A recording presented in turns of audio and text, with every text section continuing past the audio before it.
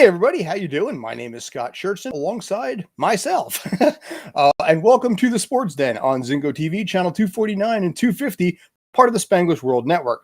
As always, make sure to rate and download the Zingo TV app on stores of iOS and Android. The app is free, so feel free to comment whatever thoughts you may have there. Lastly, Zingo TV is also available on Google Chromecast, Amazon Fire, Fire TV sticks, Roku sticks, and all smart TVs 2016 and forward. As I had mentioned in this case here, my name is Scott Schertzen, and I am riding solo today. So in this case, in an odd set of circumstances, I will be doing this entire show all by my lonesome. The good news for those of you out there, if you enjoy the melodious sound of my voice, congratulations, you're going to be hearing a lot of it today. On the other hand, if my voice sounds to you like nails on a chalkboard, I would recommend probably backing out of this video and finding something else to watch. Supposedly, this YouTube thing does have a few different options out there available. Zingo TV has a bunch of stuff as well. So if you hate the sound of my voice, get out now while you can. All right. So at this point right now, there's going to be a lot of things I'm going to be covering, like I said, on my own here. I've got a few topics I'm going to be focusing on when it comes to baseball, a little bit of football, maybe a little Frontier League as well, because I happened to catch my first Frontier game the other day.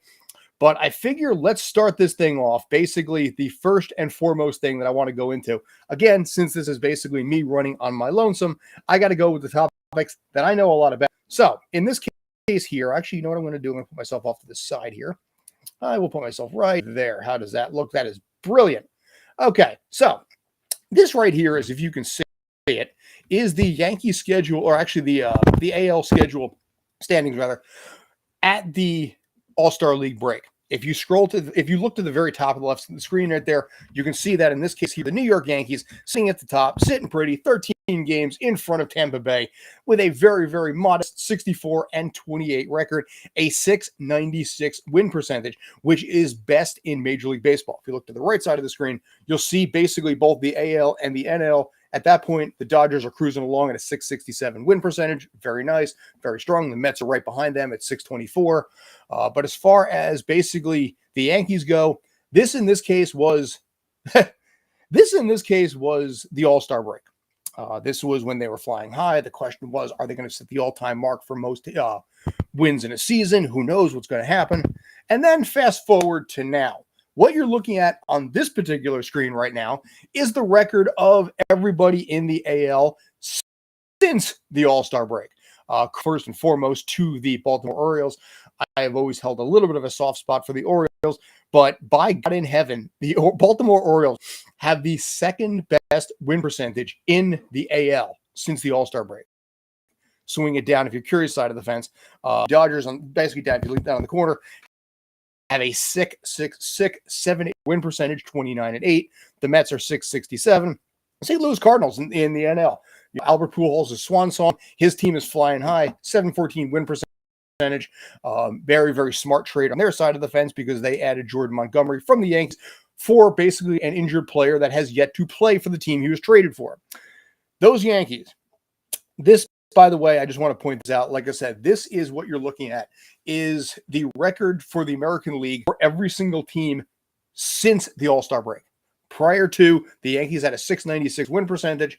Since the All-Star break, the Yankees, if you look straight down on the right side of the screen there, have the second worst record in the American League since the All-Star break. If you look down at the very bottom, basically the worst team overall is the Pittsburgh Pirates, in this case, with a woeful .257, but we're not talking about the Pirates in this case because unfortunately that city deserves so much better than they get. They really do. If it wasn't for hockey right now, they would have nothing to look forward to this season. But the New York Yankees have gone 14-23 since the All-Star break. They are the second worst team in the American League since the All-Star break. Now think about that. Think about how big that is. Only the Detroit Tigers, who were frankly cellar dwellers, the entire run in the season, pretty much. The Detroit Tigers are the only team that's worse in the AL than the New York Yankees, with all the strength and all the talent that they have. Garrett Cole, Giancarlo Stanton, obviously Aaron Judge, and the fantastic season he's having. We're going to talk a little bit about that later on and what's going to happen with him in the offseason. I have some thoughts and some predictions there. But the Yankees' .378 win percentage, like I said, basically, if you bring back to the first screen here, the Yankees at the All-Star break had a .696 win percentage. and they were 13 games ahead of the Tampa Bay Rays.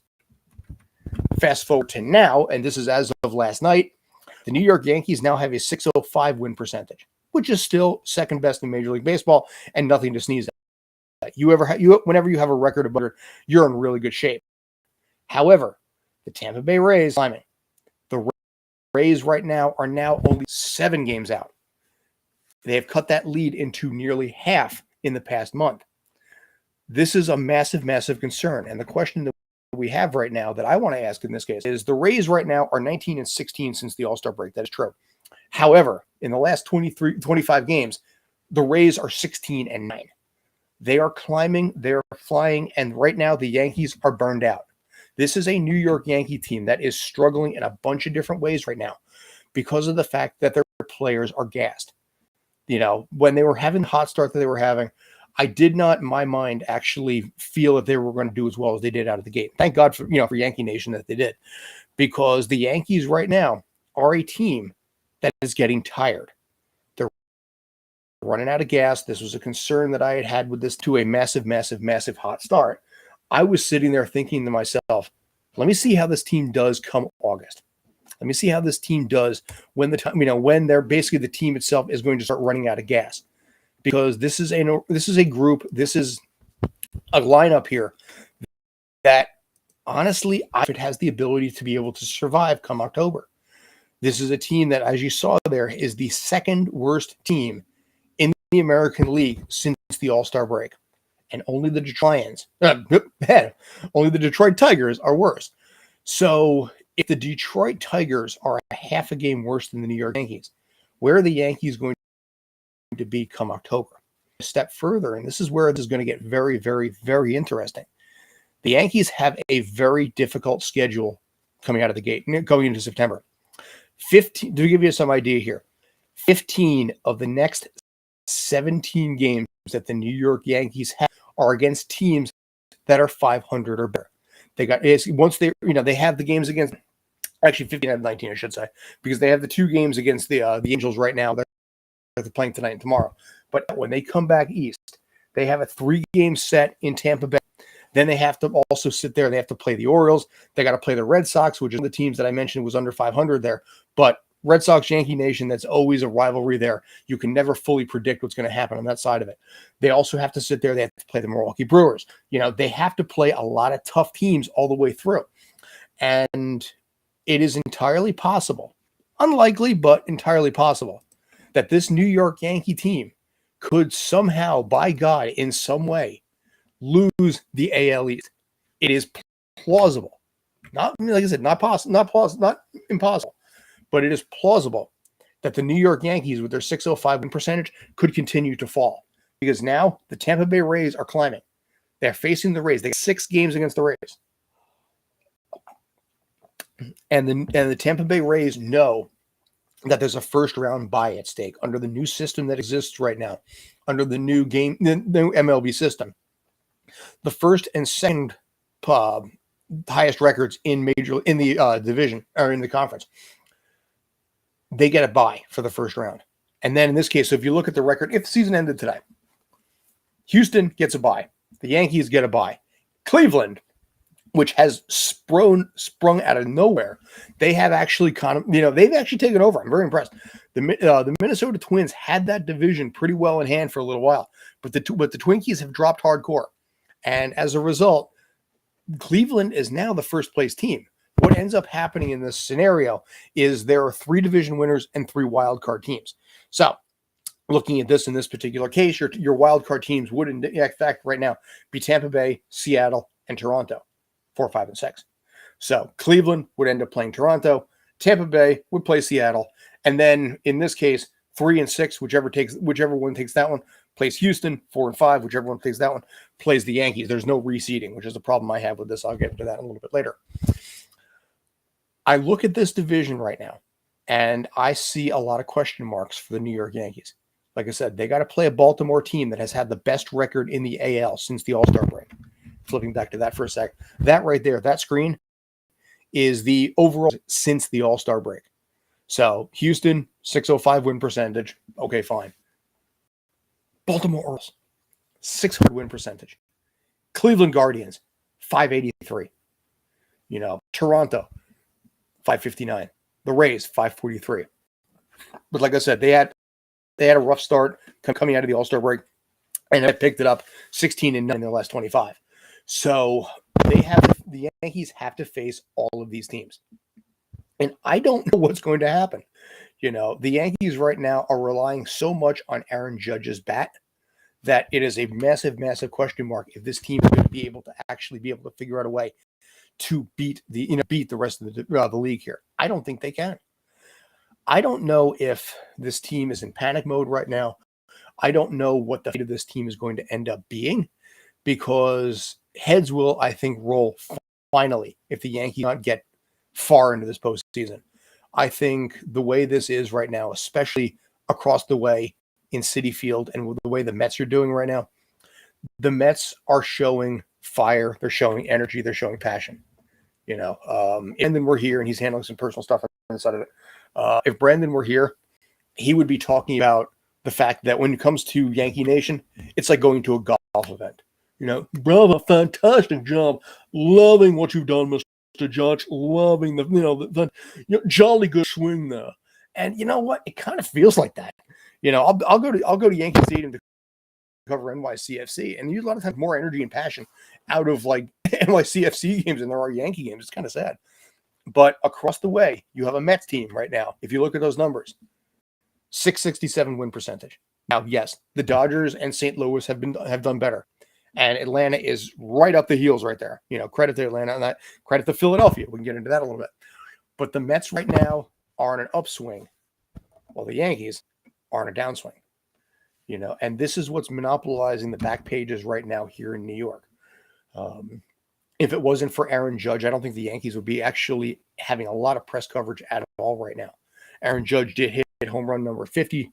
His personal mark for a season is 52. I think it's pretty much a lock that Aaron is going to be breaking that mark. But I don't believe at all that the Yankees can go far in October unless they switch this around and switch it around fast. Do I think they're going to fire Aaron Boone? No, I don't.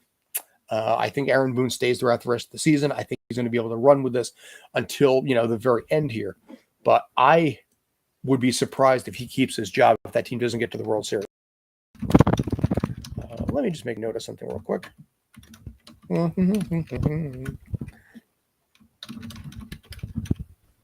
how to type better. See, this is one of the problems when you're running solo like this, because in this case here, I can usually have someone else talk while I'm doing this. All-Star. I just wanted to sit there. I just wanted to change that lower authority to... Here, we'll change it to that. Like I said, the Yankees right now, 370 win percentage. Correct. Let me clarify that a little bit. 378 win percentage in 37 games. That is one quarter of the season. That is nearly one quarter of the season. Let me put my water. There it is. That is nearly one quarter of the season. And they have the second worst record. Boston surprises me a little bit. I really, really didn't think Boston was going to stay down this far. I think that is a tough division, arguably one of the toughest ones in baseball, I think, right now, because it is so even-keeled all the way top to bottom. That's the overall record for the AL East right now. Yankees are still in front. Boston is 16 games behind. They're done for the season. There's no way that they're going to be able to recover from this. But they know they're playing. They're playing the Yankees. And like I said, in a case like this, you never know what's going to happen. Which opens up the other question right now. What is going to happen to Mr. Judge? Does he stay? Does Mr. Judge go? I don't know. I think right now, if I think Aaron Judge, he's the runaway MVP right now. There's no way that he won't be. This is a guy who has 50 home runs. His WAR is a full point above everyone else in baseball at a minimum. It's a runaway no contest. But my question is, what happens to him at the end of the season? He turned down a 7-year, $215 million deal from the Yankees. I think was an economically good deal for the Yankees. I think that was a good deal that they offered him. He turned it down. He wants more. I think he's going to get it. I would see him probably, if you ask my opinion, I could see him probably going west. He is from California, so my first thought When in doubt, go Dodgers. I figure basically the Dodgers will be the first team. Thank you. Compliment coming in from the sidelines. Apparently, I'm not sucking here, so yay for me. But as far as Aaron Judge goes, I don't think he stays in New York. I think it's 40-60 he is going to stay in New York right now. So I would expect him to go west.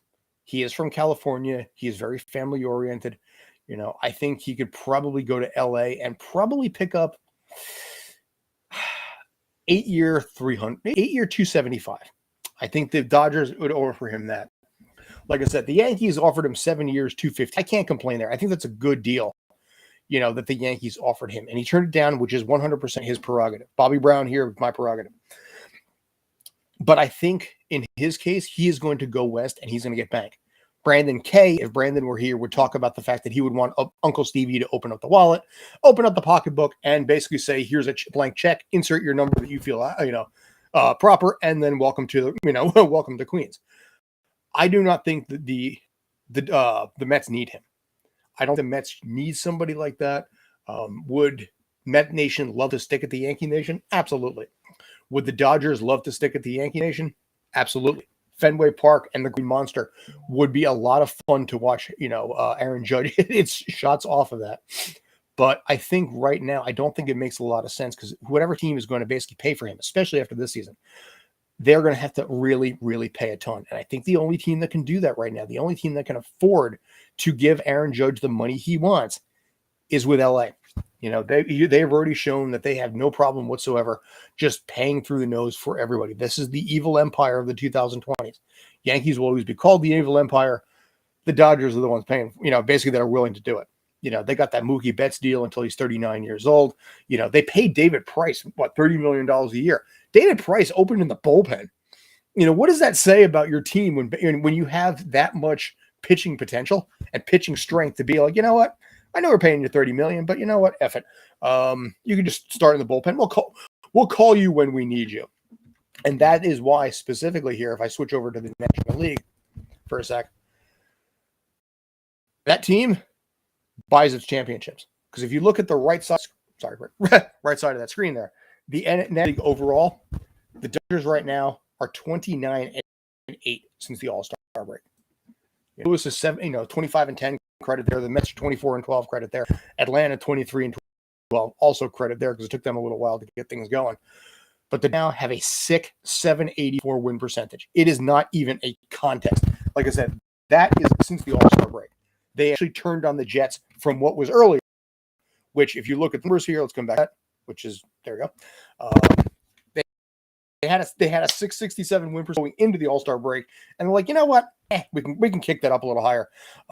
Let's just go 784 since, and now they have an obnoxious 19.5 game lead over the San Diego Padres, who just, by the way, BT Dubs landed Juan Soto, which is good timing there, considering that there's a PED suspension for that team. Having, in this case, having Juan Soto was good timing, but my God, the Dodgers could be that team that actually ends up winning, and having the highest number of wins in MLB. It's an outside shot, but they're turning on the Jets right now. They are just so absolutely 100% cruising. I feel, like I said, Milwaukee, they'll get in. But I want to talk a little bit real quick about the Philadelphia Phillies. The Phillies right now were a team, and this is where I think Joe Girardi struggles a little bit as a manager. I saw this in New York, but Joe Girardi has a little bit of a tendency to rub players and ownership the wrong way. Very, very independent thinking. He won a World Series with the Yankees. That is true, 2009. But that was a series that was pretty much bought because Hal Steinbrenner, I believe personally, wanted to give his father, who's clinging to life and and basically would die a year later, he wanted to give his father one more World Series, which is why he brought in players like CC Sabathia, AJ Burnett, Mark Teixeira, Nick Swisher was in there too in the 2009 lineup. So I think they went out and they bought that one more time to give him one final run, and it worked out. So in this regard, Joe Girardi inherited that team. But when he was let go after the 2016 season, 2017, sorry. He went to Philadelphia and didn't have the same success because it's not the same team. He did something when he was in New York that rubbed a lot of the players the wrong way. He banned sodas in the clubhouse. He would not allow them because he wanted everybody to stay on, energy drinks and water only. I'm not even sure if he liked coffee, but you compare that to what happens with somebody like, say, an Aaron Boone, who's a little more liberal about what they want there. That's the dichotomy that often happens in sports, where on one hand, you bring in the tough as nails manager. So back it up a little bit here. You had old school manager Buck Showalter, who was let go after the 1995 season. We'll get into Buck and the Mets in a second. Then you brought in mellow, cool as glass, cool as a pond, Joe Torre there. And then Joe Torre left, and then you bring in Joe Girardi. So you went from hard-nosed to mellow to hard-nosed to now mellow in Aaron Boone. And this is part of the reason why you're having the fall off that you're having in Yankee Nation. So what happens this year is if Aaron Boone is gone, logic should dictate they should probably bring in a tougher manager, someone who basically knows how to get order in that clubhouse. I don't think they will. I think Hal Steinbrenner and I think that entourage is going to basically be looking at this and saying, we want somebody that falls in line to our ideals and our thought process and not somebody independent. That's why they were going to let Joe Girardi go. The plan was, even if Girardi got them to the World Series, even Joe Girardi won the World Series for the Yankees in his last year, they were going to let him go. And it's kind of funny in some ways because you look at what this team is doing and you see, like I said, right now, it's a 605 win percentage. I didn't want to do that. That'll come back to that later. But the Yankees right now, since the All-Star break, have an abysmal 378 win percentage.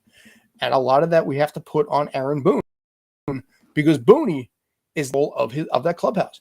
And I think right now, since we're into August, now we're into September, their lead has dropped from 13 at the All-Star break to now 7. Have to play 7 games against the second place Tampa Bay Rays. The Rays know they have a shot at winning this division. And if you're a Yankee fan, by God, you got to start pissing yourself in fear. But you have a great chance of actually losing that division and having to play for the wild card. Will it happen? Maybe. Is it guaranteed? No. But is it impossible? Absolutely not.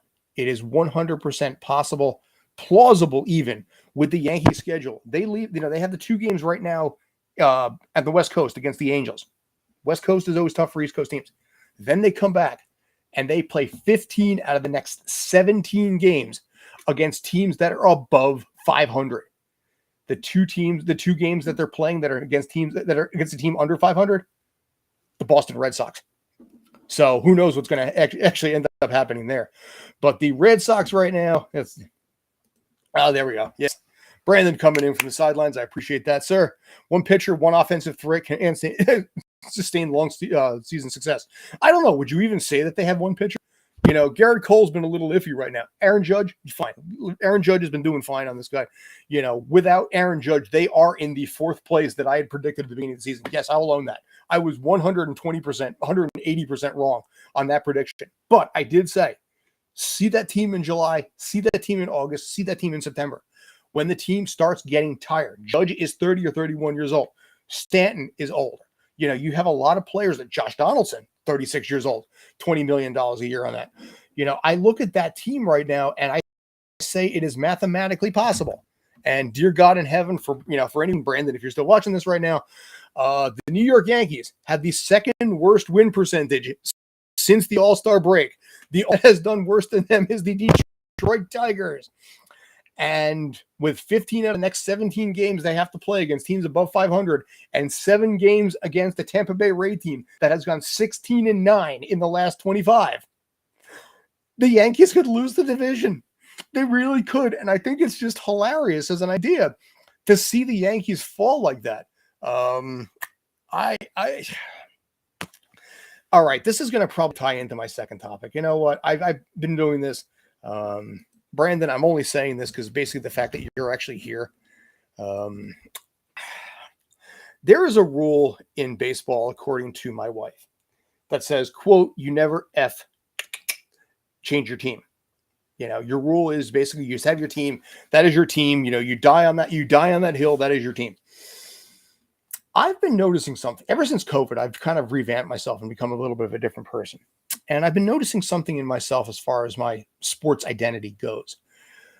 I'm struggling to root for the perennial top of the food chain, in a way that I haven't before. So when it comes to the New York Giants, I mean, okay, they have the dynasty and the legacy and all this kind of stuff, sure.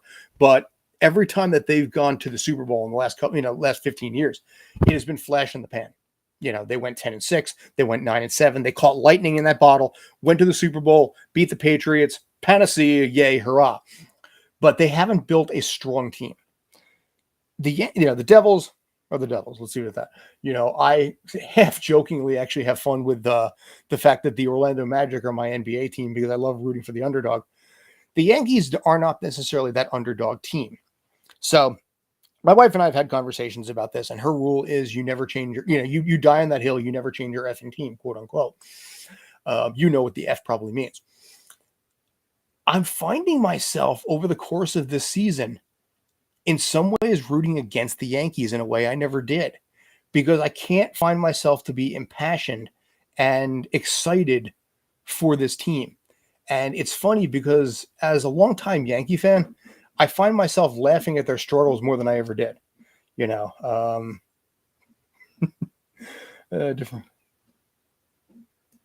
I'll throw this comment up here just for funsies. Different states have different regulations and vaccination status. A lot of at least in merry-go-round action. I don't. Yeah, that is technically true. But coming back to my point here, I not even a vaccine. I think for me personally, I'm finding myself becoming more of a Tampa Bay. Never thought I'd say this. When I went back to school back in 2019 for radio and TV broadcasting, I had gone down to St. Pete for 2 games, with the Yankees down there. And it was 60% Yankee fans, 40% Rays fans. And I was a Yankee fan. I remember Cameron Maven scoring, CC Sabathia pitching. And I remember taking a recording from this and playing the recording in class as part of an assignment, as part of like some kind of a radio thing we had to do. But now here I am 3 years later, and I'm like, I kind of want to pull for the Rays a little more, because the Rays are that underdog team that matches my persona, matches my personality so absolutely 100% much that I could see myself rooting for a team that's success but still an outside shot. When it comes to the Frontier League, I'm a bit of a fan. When it comes to the New York Boulders, respect that team. I'm kind of digging that, especially digging the fact that they have a dog that literally chases down and grabs the baseball bats after a hit, which is a nice touch. But I think I'm going to become a Rays fan next year. It's weird because, again, the rule is you're not supposed to change your team.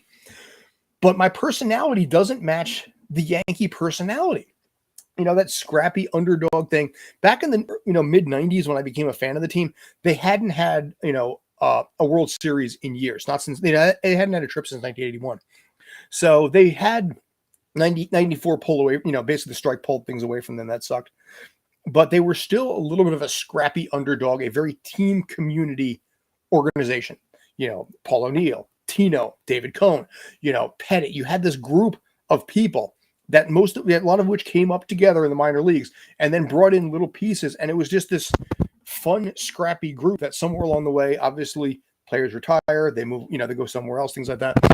And it kind of became the 2004 team, where they would just buy players outright. It's like, Kevin Brown, let's bring him in. Sure, he'll punch a wall in the locker and break his hand. Randy Johnson, screw it. We'll bring in Randy Johnson. We're bringing Jason Giambi. Because at that point, they were just buying left and right. And they had the highest payroll, in baseball by a long shot. My personality doesn't match that anymore. My personality kind of matches more along lines of, like, say, a Tampa Bay, maybe a San Diego Padre. I mean, San Diego, God, I love San Diego. It's a freaking amazing city. So I kind of feel in a lot of ways that I might switch next season and become a Rays fan. So for you guys out there, I don't know how you feel about that. Am I allowed to change my sports team? I may throw a poll up on Twitter to see if that's something you're allowed to do, or basically how people feel about it. I say it's okay. My wife says no, it's not.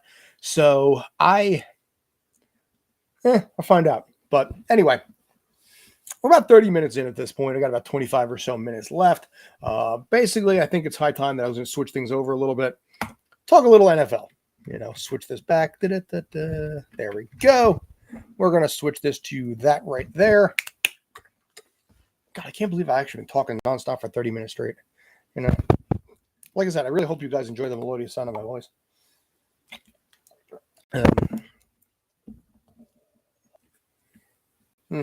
Should clean that first. Oh, well. Okay, so anyway, we're going to be breaking down right now my predictions as far as what's going to happen in the NFC, in the AFC, swinging basically from the Bills on down. As a general rule, when it comes to sports and things like this, I am aware of what's going on right now with the Bills organization and their punter and everything like that. I try as a rule, if I can, to avoid current events. I am a big proponent of creating things to be escapism and not current events necessarily smacking you dead smack in the face. I am aware of what's happening over there. That is a black mark on the Bills. Nothing has been confirmed yet 100% if it is true or not. I am not going down that particular road. I have an opinion. I know what my opinion, some people close to me know what my opinion is, but I am not going to be discussing that opinion at this time. That's my official edict on this. All right. But in this case, since we're starting out with the Buffalo Bills, there is no reason in my mind that the Bills don't actually repeat as the AFC champions. The Patriots had a good season last year. I liked what they ended up doing. Their division as a whole has gotten stronger. I think the Jets have improved. I think the Dolphins have been great with grabbing Tyreek Hill. Bill Belichick, you can never count that man out at all. People are saying in training camp that Mac Jones is struggling. I'm not convinced of that. I think it's one of those things that they're trying different things and seeing how different things go because Belichick knows what he's doing. He has been a coach of that team for over 20 years. He has been a coach in the NFL for well over 40 years, I think, at this point. Trust that man to know what he's doing.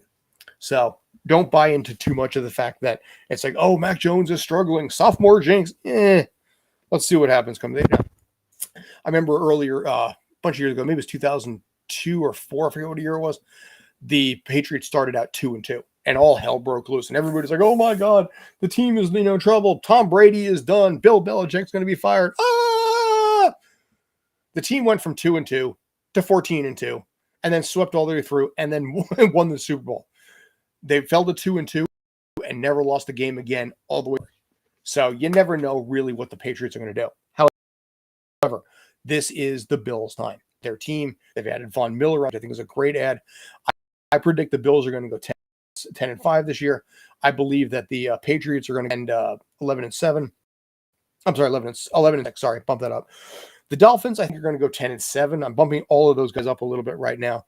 And the New York Jets, I think, are probably going to land at 6-13. I think they're going to go up a couple of games. The Jets still have a long way to go right now. This is a team that, has had the most losses since 2017, tied with the Giants as far as most losses go, but also have the fewest amount of first downs and the fewest amount of points in the NFL during that stretch. It's going to take a little time to turn the Titanic around on that one. Now, moving into the NFC North. Oh, that's weird doing that. All right. There we go. All right. AFC North. Cincinnati Bengals, I think we're not going to see too much of a drop off there. I think personally the Baltimore Ravens are going to be the team that is going to take this division this year. I think they're going to come in this case at 11-6. They're going to have a rebound season. I think Lamar Jackson's going to have a rebound season. I predict them to take the division this year with Cincinnati straight behind them. I think that Baltimore and Cincinnati are both going to go 11-6, but Baltimore is going to end up taking the division. Cincy is going to have a good season. There's a lot to be excited about down there in Southeast Ohio. And you guys may additionally get a little extra of a fan base because the Cleveland Browns are going to have a garbage season this year. You spend all that money, you drop trade after trade for Deshaun Watson. Again, not getting into current events on that sort of thing, but his 11-game suspension to start the season throws a massive, massive monkey wrench into the entire Cleveland Browns season. Maybe they're thinking Watson long-term as far as the 4 seasons after that. I don't know. but I do not believe that this team is going to go 8-9 like they did last year. I would see them going 6-11 this year, probably. The Pittsburgh Steelers, I can see them going maybe 8-9. This is a team that is obviously in a transition of their own. I think grabbing Kenny Pickett was a great move. Mitch Trubisky, I still think he can do okay there. But I think the Pittsburgh Steelers right now are going to land in third place, come close to basically a wild card, but fall a little bit short. Okay, moving on. AFC South. I'm going to take this in reverse because honestly, that's a little easier. Jacksonville Jaguars are the Jacksonville Jaguars. Houston Texans, honestly, they made out really well when it came to that trade. They got a bunch of draft picks. Let's see what they can do. I don't see much change as far as their record goes, as far as 3-14 and 4-13.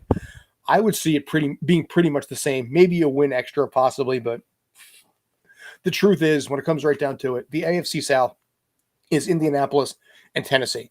Indianapolis had a very, very, very disappointing end of the season last year, but you have Jonathan Taylor's legs. As long as he can stay healthy, I think that team can run.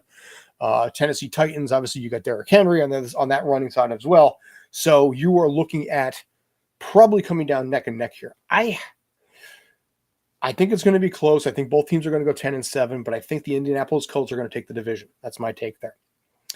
The AFC West, this is where it also gets a little more interesting because the Chiefs got a little weaker. The Chargers are getting stronger. The Broncos got stronger. And the Raiders are in there. This, I think, personally, is the most interesting of all of the divisions in the NFL. The Kansas City Chiefs lost Tyreek Hill. He is in Miami now. I think, personally, my take here, I think this is Justin Herbert's time. I think the LA Chargers take the AFC West. I think they go 12-5, and they are the actual AFC champions or AFC West champions this year. Kansas City Chiefs, I think, will fall into second, probably going to go like 11-6. The Raiders, I think, will probably stay put at probably 10-7. And the Denver Broncos, I think, could end up 8-9, 9-8. They'll be a little bit better. Russell Wilson with that team is definitely a step up, but it depends. It remains to be seen how much he's going to be able to give in a very tough division because he has to play those other teams a total of 6 times. And I don't think that Denver Bronco team is ready yet to compete with guys like that. But you don't know what's going to happen next year. You know, that team right now, like I said, has the ability to be able to start building towards 2023, 24, and 25, as long as Russell Wilson can stay healthy. For some reason, Denver has a tendency to basically grab future Hall of Fame quarterbacks at the end of their career. So they're really, really banking on Russell Wilson trying to get them a Super Bowl, sort of like Peyton Manning did in his final year, although that was more the defense than Peyton in this case. But credit where it's due, he got one more Super Bowl. Okay, moving on to the NFC. Last year, the Dallas Cowboys went 12-5. The Dallas Cowboys are not going to go 12-5 this year. I would see them going probably more like a 10-7. I believe they've lost a step. I don't necessarily have as much faith in Dak. And as I said to someone who is a die-on-his-mountain loyal Dallas Cowboy fan, somebody who, as far as I've known him for the 12 years that I've known this man, has said every single year, perfect record, 16-0, now 17-0, Super Bowl champion, book it every single year. Book it, Super Bowl, Dallas Cowboys, book it. And then every single year we enjoy tearing him apart as the team basically struggles out of the gate, fails epically, and then gets eliminated, and Dak is playing golf by January. So to you, Sheldon, my dude, good guy, did push-ups on my my floor by wedding reception, by the way, without a shirt on, just pointing that out. I know you're loyal to the Dallas Cowboys, but I don't believe personally that Jerry Jones can get your team where it needs to go. I do not believe that your team is going to be strong enough to compete in, frankly, a very strong NFC and a little bit of a stronger NFC East. I believe this is the year that the Philadelphia Eagles win that division. You know, listen, I'm a die on my, this in this case, I am a die on the Hill Giants fan. I'm basically saying down the turnpike, down 95, over there in Philly, that is your your NFC champion right there. Philadelphia Eagles, I think, go 12-5. You know, they got Jones. They've made some good progress there. You know, they've got a little bit more. They're a little bit stronger with Hurts at quarterback. I think he's getting his legs, and I think this is a very, very strong. This is a stronger team than last year. Washington, I kind of feel like they're going to stay sort of the same right there. You know, 7-10 is probably where I think they're going to go. I forgot if I said this, but I think I said 10-7 for the Cowboys. The New York Giants. I am aware that the New York Giants also were tied with the Jets for the most losses in the NFL since 2017. The New York Giants have done what they could to erase the stain of what happened in the second quarter of the last game that they played, a game against Washington. The suicide sneak on 3rd and 9 at your own 4-yard line to Giant Nation was the single worst play in team history. It is, in my mind, actually worse than butt fumble. Butt fumble will always be more famous here in New York because of how it turned out. Thanksgiving night, running into your own guy's butt, fumble, return for a touchdown, to your division rival in the Patriots. Yes, that is the more well-known play and the more embarrassing play. However, it was a play that went south. It was a play that was not designed to be failure straight out of the gate. Jake Fromm was given orders by Joe Judge on a 3rd down and 9 to do a quarterback sneak so you don't have to punt from the very tip of your own end zone. 2 quarterback sneaks back to back. 2nd and 9, 3rd and 9. That showed his team he gave up. In the second quarter of your last game of the season, your game at home, you're only down by 3, and this is what you're saying to your team. The Giants did the right thing. They gave him the axe. He's out there. They've brought in Joel Sheen, who is the GM for Buffalo. They ended up bringing in Brian DeBall, who was the offensive coordinator, now head coach for the Giants. Brandon Kay will refer to this as the Buffalo Giants, and you know what? I don't care. This is a team that has struggled so much over the last few years. It has been a pain to watch. It's been disappointing to watch. And I do not care if they are called the Buffalo Giants. Considering how the Buffalo Bills have been the past few years, I will take what I can get right now. Coming down to my final point, I think the Giants in this case go 7-10. Okay, so we got about 13 minutes left. I just want to see how much time I got. I got 3 divisions left, and I got a little bit of stuff I can cover on the side of that. Okay, the NFC North, I'm going to be honest, I think basically there's no reason why the Green Bay Packers are going to lose this division. They're not. The Lions aren't ready yet. The Bears aren't ready yet. The Vikings, I think, can be a little bit better than last year. I think they're probably going to go like 10, maybe 9-8. But the Packers are going to, frankly, probably have this division sewn up by week 11. You've got Aaron Rodgers back on the line. There was some question about that. I do not think that his breakup with Shailene Woodley is going to make a lot of difference in this particular case. Do I think this is his swan song in Green Bay? Yes, but I've been saying that for a couple of years now, so I keep getting that wrong. There is just something to be said about Green Bay and the question mark at veteran quarterbacks of whether they come back or not. NFC South, also pretty easy on this one. The Tampa Bay Bucks, and then pretty much everybody else. The Bucks right now, in Tom we trust. I think the team's going to lose a little bit right there. It might go 11-6, but I think that team is in a very weak division, which is going to make it a little easier. They will have to play the Packs. They will have to play the Rams, but I think the Tampa Bay Bucks right now will take that division. New Orleans, actually, I'm sorry. The North, I never gave my predictions as far as the records go. Minnesota, I was going to say 9-7. I'm sorry, 9-8.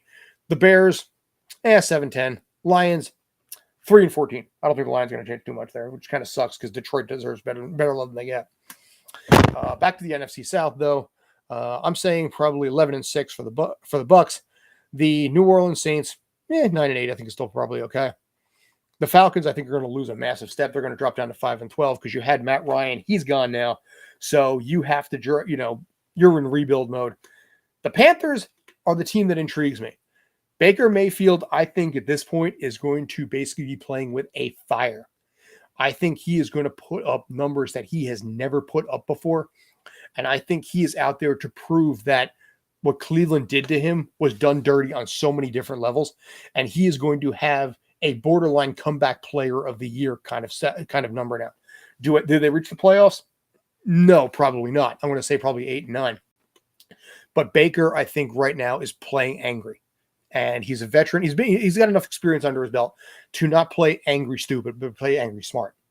And I think he has a lot to prove. And I think Carolina is the perfect place for him to be able to start rebuilding that legacy a little bit. What does that do for Darnold? What does that do for all the other quarterbacks there? That's a problem in its own right, but that's going to be something that they just, that'll work out in its own time. And lastly, going back down to the NFC West in this case, I'm going to flip from the bottom up, I think, in this particular regard. Seattle right now, there's nothing's going to happen there.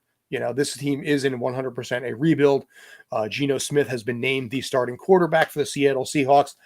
I'm okay with that. I never had a problem with Geno. I like Geno. I think he deserves a little more love than he gets. And this team, though, unfortunately for him, is in a rebuild. They're going to take 5-12. It's going to kind of it sucks up there right now. They got Seattle, they got the Mariners and pretty much nothing else. See what happens with the Kraken year 2, but that team needs basketball back. The Sounders are struggling too, so you don't even have soccer too much. The 49ers right now are a curious little enigma because they got Trey Lance. Trey Lance is their starting quarterback. They're keeping Jimmy G, which really kind of surprised me. I figured he was going to go somewhere. Maybe they just couldn't find a taker for the man. But I think the 49ers are going to drop a little bit. I feel them going like 9-8 this season. The Cardinals paid through the absolute nose for Kyler Murray, 5 years, $230.5 million. Deshaun Watson was 5 years, $230 million. So that extra $500,000 at the end for Kyler on that one. I understand why they did it because they have to remain competitive against the Rams right now. But in the end, I'm not a big fan of this contract. This is a lot of money to drop on a guy who kind of strong-armed the team a little bit, was very difficult to work with at times, and absolute talent. But I do not believe personally to live up to that contract. Cardinals 10-7 this year. The Rams right now, again, there's some massive question marks there with Stafford, especially Stafford year 2 and everything going on there. They're not going to lose the division. They're probably going to drop to like an 11-6 kind of a thing. I think they lose a bit there, but they're not going to lose that division. I don't think. I think the fact that they're going to be playing San Francisco and then the Seahawks a couple times is going to help a little bit there. They do have to play the Pack. They do have to play the Bucks, and obviously they also have to sit there and play the Cowboys as well. But until I see otherwise, I think this is going to be the Rams division until it's not.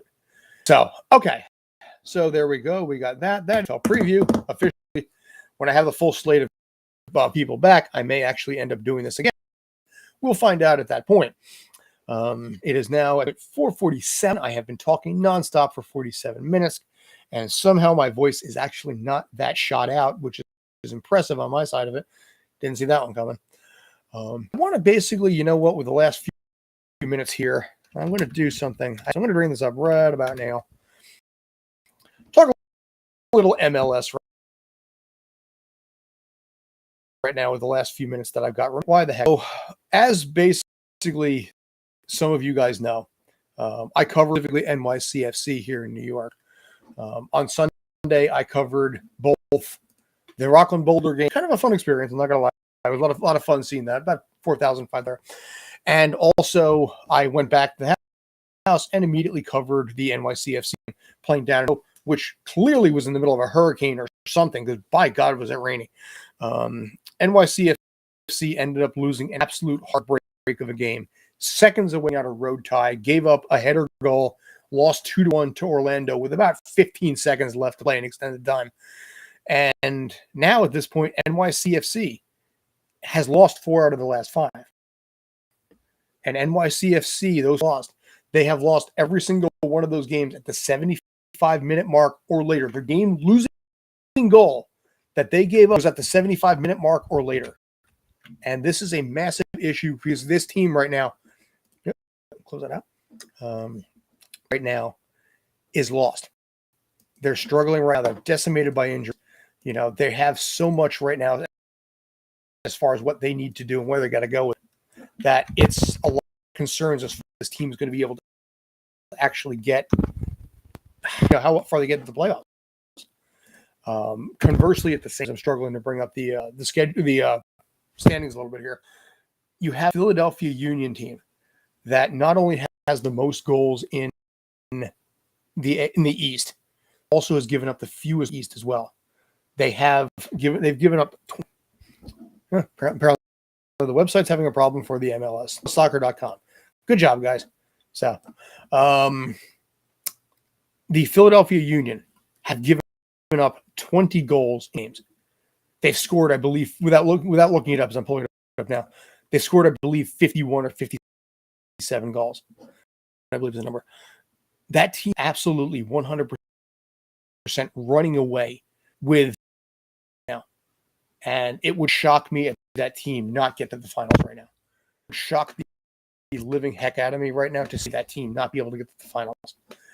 And that is a team that is honestly agitated everything because they lost. We're going to bring that up now. All right, bringing this up. Yeah, right. There we go. All right, so fine. It's from ESPN. So if you look at basically the standings best as you're able right now, the Union have scored 57 goals, given up 20 in 28 games. They have a 37 goal differential, second highest in the East. At NYCFC at 17, second highest in MLS, 26. This is a team that has scored 11 more, has a 11 goal differential better than the second team in MLS.